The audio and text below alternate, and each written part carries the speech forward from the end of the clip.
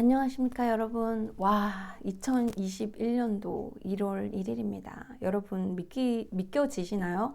정말 2020년은 정말 길고 힘들었던 한 해였죠. 참 정말 드라마틱한 한 해였는데요. 정말 그래도 새해가 오는군요.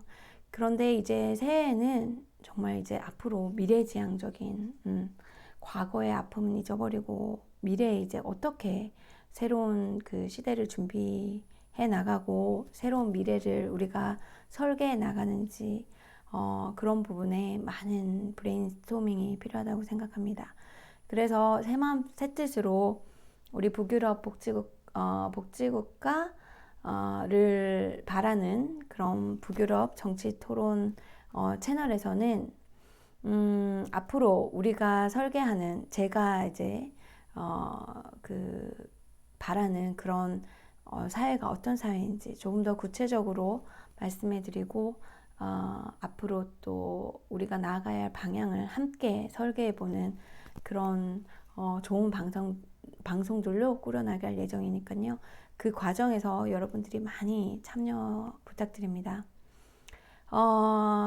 제가 우리나라에 작년에 돌아오고 나서 그 찬찬히 우리나라 정치에 대해서 좀 나름대로 분석해보고 조사해보고 연구해본 결과 우리나라는 정말 이 사회를 구성하고 있는 모든 구성 요소가 다 바뀌어야 된다고 생각합니다.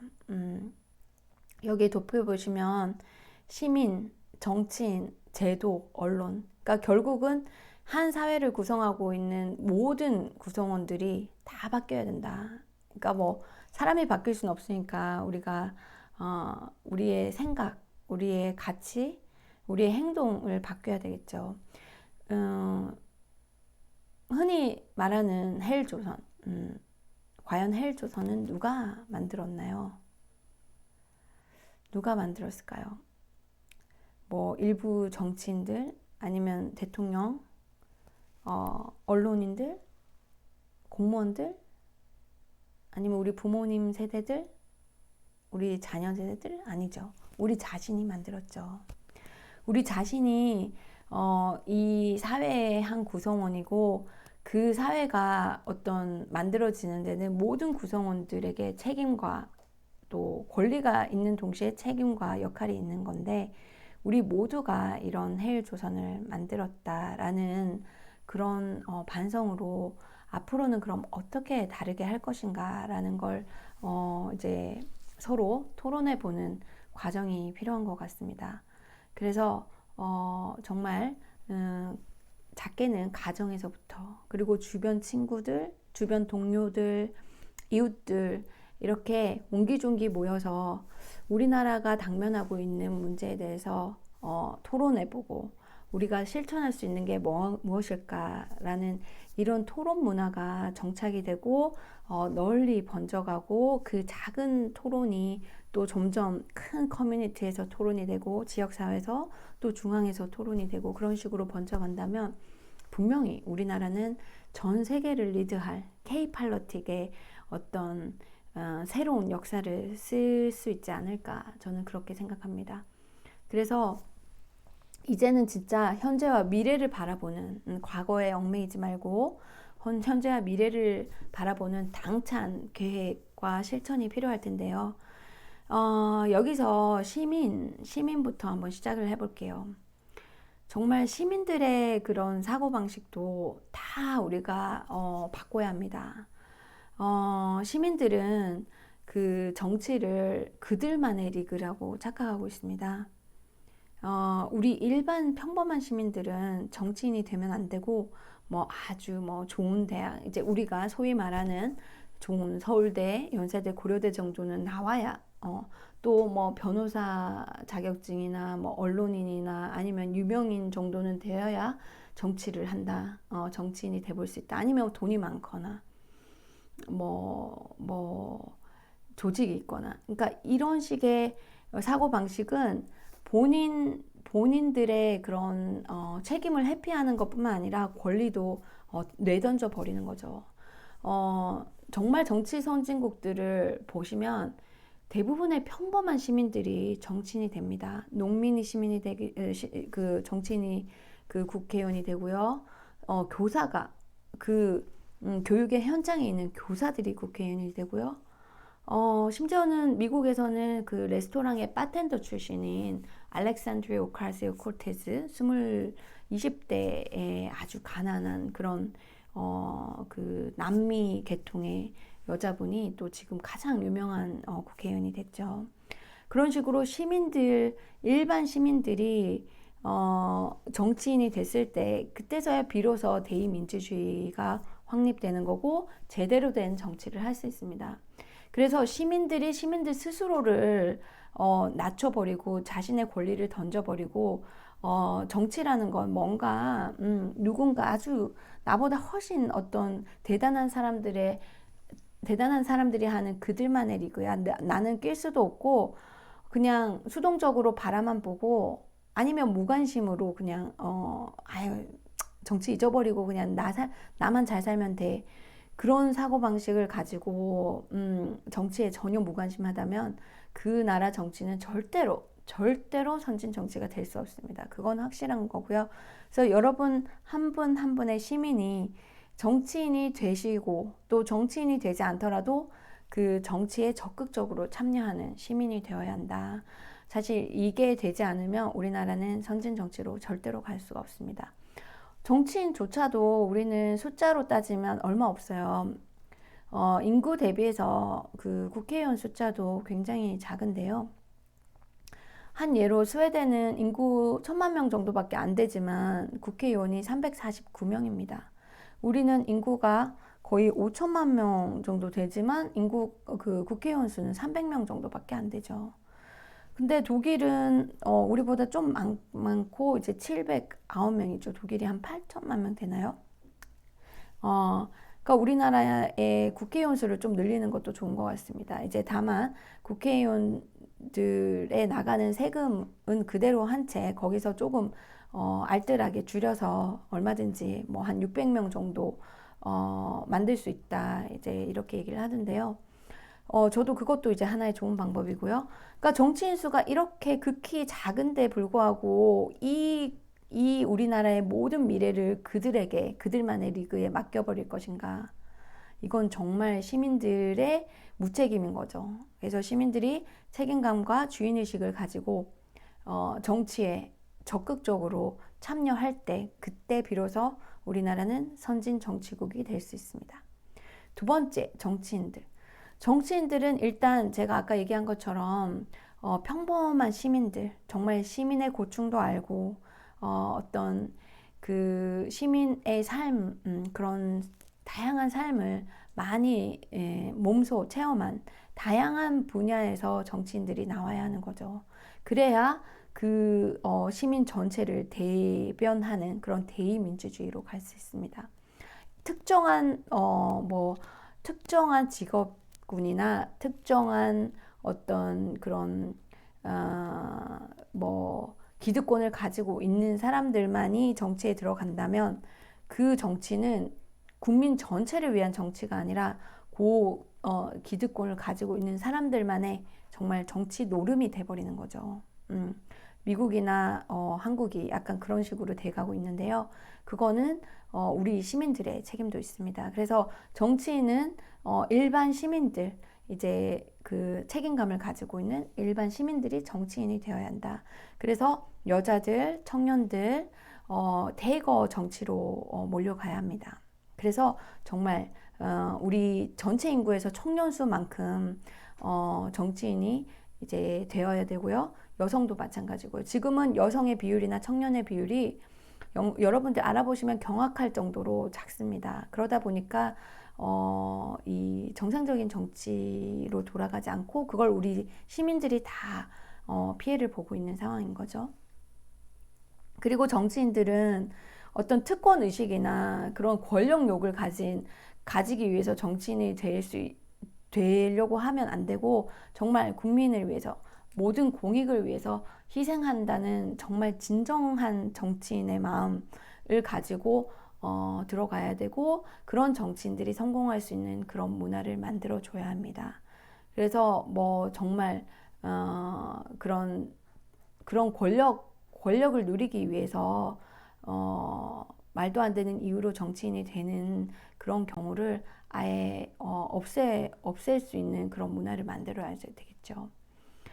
정말 뭐 뉴질랜드 같은 경우는 들어보니까 이제 그 나라의 총리가 마트에서 장을 보고 있어도 아무렇지도 않고 그냥 시민들하고 그냥 뭐 시민들도 자연스럽게 받아들이고 뭐 시민들하고 얘기도 하고 이 정도의 어떤 특권 의식이 정말 0.00001%도 없는 그런 진실된 정상적인 정치인들이 우리나라에도 가득 차야 되겠죠. 그래서 그러기 위해서는 정상적인 시민들이 정치인이 되어야 한다. 이게 다 연관이 되어 있습니다. 그러면 정치인이 되기 위한 문턱을 낮춰야 되겠죠. 지금은 기득권자들이 정치인이 되기 쉽게 굉장히 정치인이 될 수 있는 문턱을 굉장히 높게 만들었습니다. 그 세부적인 거는 다음에 또 방송을 하겠지만 뭐 엄청난 기탁금 제도라든지 이건 대부분의 나라들은 일본을 제외하고는 기탁금 제도가 없는 걸로 알고 있는데 뭐 시장 같은 경우는 5천만 원, 뭐 대통령 선거는 몇 억 이런 식으로 기탁금 제도라든지 또 기타 다양한 정말 불필요한 정근대적인 그런 선거법으로 인해서 굉장히 문턱을 놓고 골치 아프고 힘들게 만들어 놨어요. 그래서 그런 것들은 심지어는 정치 후진국이 미국에서조차 그렇게 복잡하게 만들어 놓고 있진 않거든요. 그래서 그런 정근대적인 아주 기득권, 양당의 기득권을 유지하기 위해서 높이 만들어 놓은 울타리들은 우리 시민들이 다 그 울타리를 없애야 한다. 예, 그래서 일반 정직하고 헌신적인 책임감 있는 시민들이 정치인으로 대거 몰려갈 수 있는 그런 환경을 만들어주는 것이 필수적입니다. 세 번째, 언론.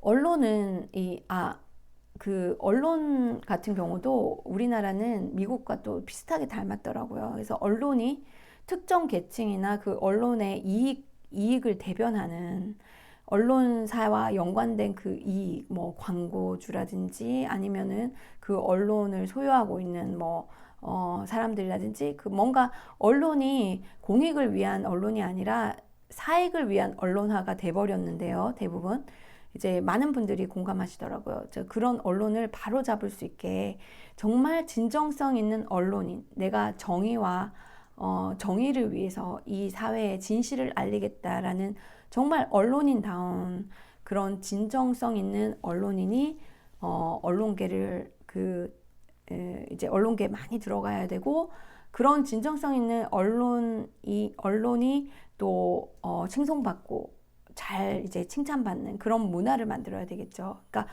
자극적이고 사회에 해가 되는 그런 그 시민들을 분열시키고 어떤 정말 이 사회 발전에 도움이 되지 않은 그런 소모적인 정치 뉴스, 심지어는 유튜버 방송들도 굉장히 많잖아요.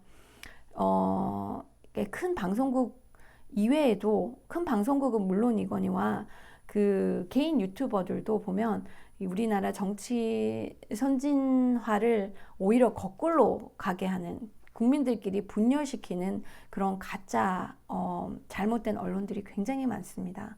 이런 언론을 어떻게 깨끗하게 다시 언론다운 언론으로 만드냐는 정말 우리 시민들의 노력도 필요하고 정치인들의 노력도 필요하고 제도적인 노력도 필요하겠죠. 법과 제도. 그래서 이렇게 언론을 정말 진정한 언론으로 갈 수 있게끔 그런 많은 장치와 많은 노력이 필요할 것 같습니다. 그렇지 않으면 정말 언론에 휘둘리는 그런 많은 시민들이 또 잘못된 선택을 하게 되고 정치에 혐오감을 가지고 오히려 정치에 등을 돌려버리는 그런 지금 잘못된 그런 문화가 계속 지금 유지되고 있으니까 정치 발전을 발목을 가로막고 있는 것 같거든요. 그래서 이 언론들도 정말 우리나라 선진 정치를 위해서 중립적이고 그리고 지금 현재 있는 그 많은 당면하고 있는 이슈들에 대해서 시민들이 공론화할 수 있고 토론할 수 있고 해결 방법을 다양한 시선, 다양한 집단의 대표들이 나와서 토론하고 합의하고 이런 그 객관적인 방송을 언론에서 맡아야 하고요. 정말 개인 의견이라든지 지나친 선동 그리고 지나친 그런 뭐 정말 잡다한 그 소모적인 그런 뉴스는 자제할 수 있는 강력한 어떤 해결 방법이 필요한 것 같습니다. 그리고 이제 마지막으로 제도. 이 제도는요, 가장 크게는 이제 아까 뭐 여러 가지 선거법, 그 양당의 독점화를 굳건하게 하는 그런 아주 잘못된 선거법들뿐만 아니라 가장 크게는 선거제도부터 개혁을 해야 된다고 생각합니다. 이 선거제도가 개혁을 하지 않으면 집 자체가 정상적이지 않은데, 그러니까 예를 들어서 쉽게 표현하자면 땅이 고르지 않은데 거기에 정말 안전하고 행복한 집을 지을 수 있느냐 이 문제거든요. 그러니까 땅 자체가 고르지 않는 거와 저는 비교할 수 있다고 생각합니다. 그래서 선거제도가 우리나라나 미국 같은 경우는 승자 독식 제도예요. 우리는 뭐 국회의원 선거에서 뭐 47명 정도인가요? 약간의 비례대표제가 믹스된 상황이지만 그거 가지고는 안 되고 정말 대부분의 그 정치 선진국들은 여러분들이 한번 조사해 보세요. 선거제도가 승자 독식 제도가 아니고요. 좀 더 민주적이고 고차원적인 정당 명부 비례대표제였습니다. 그래서 이 정당 명부 비례대표제로의 변혁, 개혁이 없이 선진 정치국으로 발돋움한 나라들이 거의 찾아볼 수 없을 만큼 대부분의 정치 선진국은 그 정치 선진화에서 선거제도는 필수적으로 거쳐왔던 엄청난 정치 거의 뭐 정치 지진이라고 표현할 정도의 그런 개혁이 있었습니다. 스위스 마찬가지고 스웨덴 뭐 할 것 없이 이런 어느 정도 정치적으로 선진화되던 나라들 조사해 보시면요. 선거제도가 한국과 현저히 다르다. 정말 180도 다르다는 걸 알 수 있습니다. 그래서 이거를 이제 국민들이 알아야 되고요. 국민들이 대통합해서 뭐 국민 투표를 통해서 이런 건 해야지. 왜냐하면 기득권을 가지고 있는 이렇게 두 당이 독점하고 있는 미국이나 한국의 체제에서는 그 기득권 정당의 방어막이 어마어마하거든요. 왜냐하면 그분들이 그 정치계를 장악하고 있기 때문에 이건 국민들이 나서줘야 합니다. 그래서 스웨덴이나 뭐 스위스 같은 경우도 국민 투표를 붙여서 스위스 같은 경우도 그 선거제도를 그 기존의 정치권의 방어에도 불구하고 선거제도를 바꿀 수 있었고 정치가 선진국이 될 수 있었던 큰 계기가 되었습니다. 그런 내용을 제 유튜브 채널에 찾아보시면 나와 있는데요. 그래서 그런 선거제도를 바꾸고요. 선거법, 굉장히 구태의연하고 아주 정근대적인 이런 선거법들을 여러분들 한번 보시면 정말 너무 복잡하게 정말 정치인이 되기 위해서 너무 그러니까 일반 시민이 정치인이 되고자 할 때 너무 어렵게 문턱을 만들어 놨어요. 그러니까 이런 정근대적인 제도도 과감하게 개혁을 해야 되고요. 이런 제도의 개혁이 뒷받침되어야 한다고 생각합니다. 그래서 이 네 가지가 아주 그 판부터 새롭게 다 갈려야 돼요. 정말 정규 교육 과정에 정치 교육을 넣고 그 다음에 시민들도 시민 정치 교육을 지속적으로 하고 아까처럼 토론 문화가 활성화될 수 있게 시민들 간의 토론 문화, 뭐 학습 동아리라고도 하죠. 외국 사례에서 보면 그런 토론 문화를 장착할 수 있는 캠페인 이런 걸 많이 벌리고 그래서 이런 시민, 정치인, 제도, 언론 이 네 가지가 굉장히 완전히 진짜 새로운 마음으로 시작해서 함께 나아갈 때 그때서야 비로소 선진 정치로 나아갈 수 있는데요. 저는 이게 과연 될까? 우리나라 같은 이렇게 고질적으로 이렇게 뭐 한간 많은 분들이 얘기하시길 썩을 대로 썩었는데 될까? 하지만 저는 오히려 굉장히 희망적입니다. 왜냐하면 이미 더 이상 썩을 만큼 더 이상 썩을 수가 없기 때문에 이제는 발전하는 것만 남아있다고 생각을 하거든요. 이제 더 이상 이 정도로 정말 낙후될 수가 없습니다. 그래서 이제는 정말 발전하는 길만 남았고, 또 우리나라 대한민국 사람들은 굉장한 잠재력과 스피드가 있기 때문에 이 발전 과정도 정말 다른 나라가 100년이 걸렸으면 우리나라는 더 빨리, 훨씬 빨리 발전시킬 수 있다는, 저는 그런 잠재력을 가지고 있고요. 그런 열정과 열망도 꼭꼭 숨어 있다 뿐이지, 이거를 한두 사람 드러내기 시작하면요, 그게 폭발적으로 드러나서 우리나라는 정말 선진 정치로 갈 수 있는 큰 개혁이 일어날 수 있다. 저는 그렇게 생각합니다.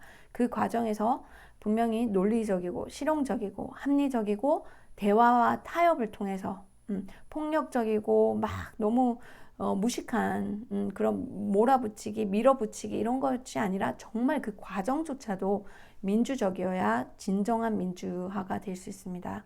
그래서 그 과정에서 이 다양한 시민들의 의견이 반영되고 토론이 활성화되고 정치인들도 인물 중심의 서로 깎아먹기, 뭐 서로 공격하기가 아니라 정책과 가치와 신념을 가지고 서로 선의의 경쟁을 하는, 서로 적이 아니라 우리 모두 상생하는 그런 정치를 만드는, 그리고 서로가 윈윈할 수 있는 그런 실용적인 그 정책, 그런 문화를 이끌어 나갈 새로운 또 정당이 필요하겠죠.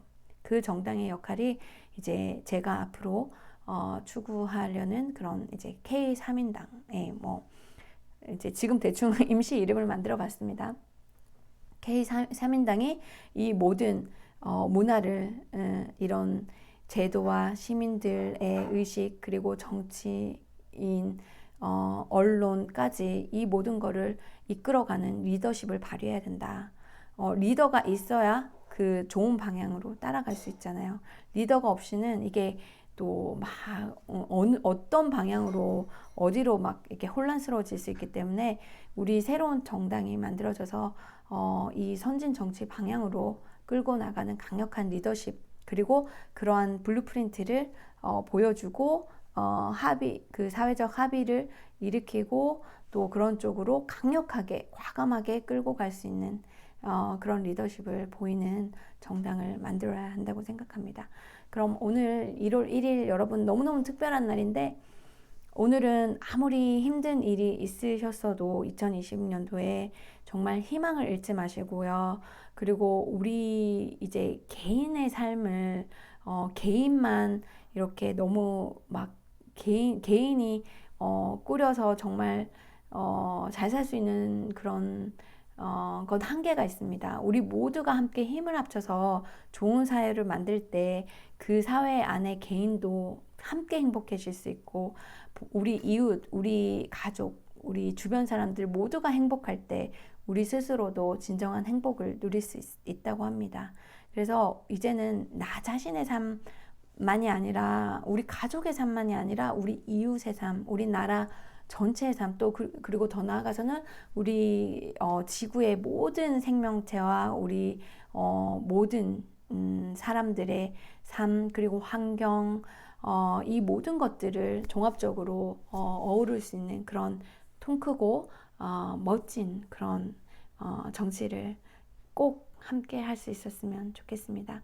그러면 여러분 오늘 신나는 1월 1일 새해 첫날 보내시고요.